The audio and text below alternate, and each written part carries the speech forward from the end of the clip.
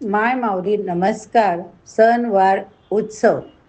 आज आपण थोडी आपल्या ज्ञानात भर वाढवूया. आज काय विशेष? अहो, आज अंगारिका चतुर्थी. वेदोक्त महत्व आहे बरं का. संकष्टी चतुर्थी दर महिन्याला येतेच, पण अंगारिका म्हणजे काय हो? आपल्या हिंदू धर्मातील सहसा सर्व गणेश भक्त संकष्टी चतुर्थीच्या दिवशी उपवास धरतात. आपापल्या घरी संध्याकाळी देवाऱ्यातल्या मंगलमूर्ती गणेशाची पूजा करतात, बापाला दुर्वा वाहतात, मोदक अर्पण करतात व चंद्रोदयानंतर यथामती स्तोत्र मंत्र सेवा करूनच उपवास सोडतात. परंतु हीच संकष्टी ज्यावेळी मंगळवारी येते तेव्हा हिला आपण अंगारिका चतुर्थी म्हणतो. ज्यांना संकष्टीचा उपवास धरायचा असेल तो अंगारिका चतुर्थीपासून धरतो. या मागची कथा बघूया चला आपण. तितकीच ती रंजक आहे बरं का. तर ते कसे? कृतयुगात अवंती नगरीत वेदवेत्ते अग्निहोत्री ऋषी भरद्वाज हे महान गणेशभक्त होते. त्यांनी ह्या युगापासूनच मानवसृष्टीला गणेश पूजेचे महत्त्व पटवून दिले होते. या ऋषीकडूनच पृथ्वीच्या गर्भातून अंगारक नामक जास्वंदी वृक्षाच्या सानिध्यात रक्तवर्णीय भौमपुत्र जन्माला आला. तो 7 वर्षाचा झाल्यावर पृथ्वीनं त्याला पुन्हा भरद्वाज ऋषींच्या स्वाधीन केले. ऋषींनी त्याचे उपनयन केले, वेद शिकवले आणि गणेश मंत्र देऊन उपासना करायला सांगितले. त्यानंतर हा मुलगा अरण्यात गेला.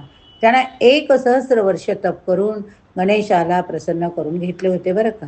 आज तो दिवस होता, म्हणजे कोणता?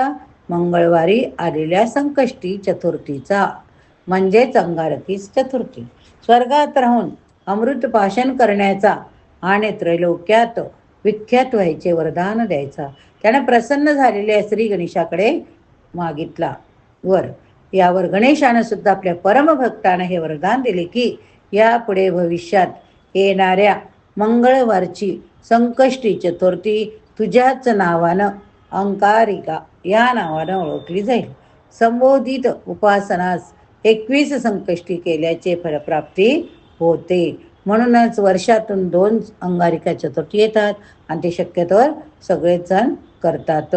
या चतुर्थीमुळे 21 संकष्टी चतुर्थी केल्याचं फळ मिळेल.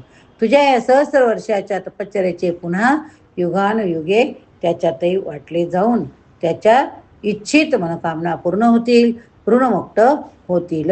अशा प्रकारे त्रैलोक्यात तू सुविख्यात होशील.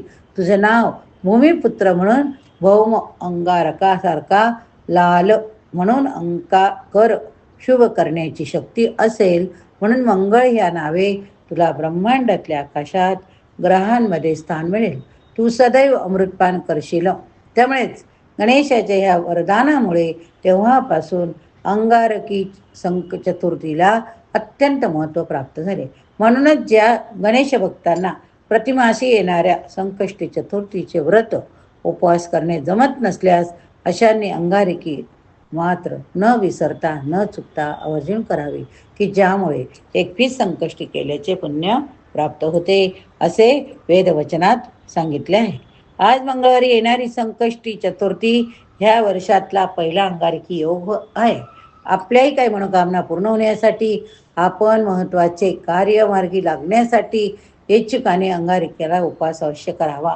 कारण आज ब्रह्मांडातील मंगळ ग्रहाच्या पुण्य लहरी कैक सहस्रपटीने पृथ्वीकडे आकर्षित होत असतात.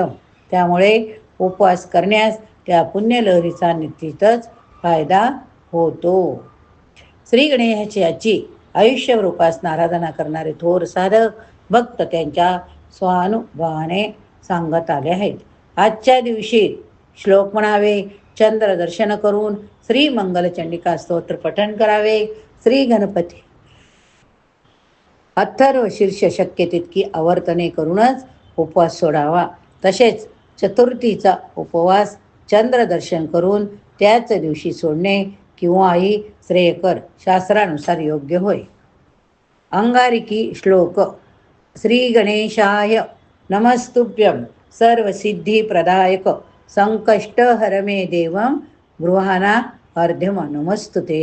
कृष्णपक्षे चतुर्थ्या तु संपूजितं विदुदये क्षिप्रं प्रसीद देवेश अंगारकाय नमस्तुते.